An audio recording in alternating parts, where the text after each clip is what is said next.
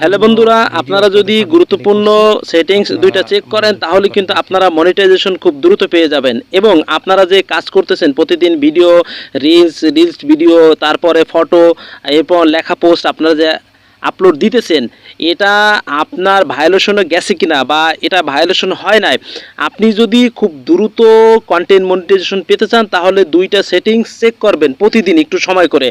আমি আপনাদের এখনই দেখাই দিচ্ছি। আপনারা থ্রি ডট মেনুতে ক্লিক করবেন, থ্রি ডট মেনুতে ক্লিক করার পরে প্রফেশনাল ড্যাশবোর্ডে চলে যাবেন।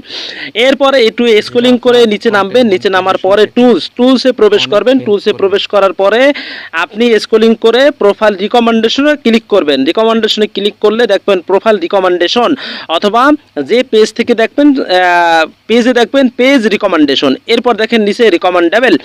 এই দুইটা যদি ঠিক থাকে তাহলে আপনার কিন্তু কন্টেন্ট মনিটাইজেশনে বাধা নেই।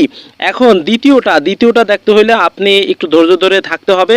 এরপর এখান থেকে বের হবেন, বের হয়ে আপনি একটু স্ক্রলিং করে যাবেন হেল্প অ্যান্ড সাপোর্টে যে সাপোর্ট ইনবক্সে ক্লিক করবেন।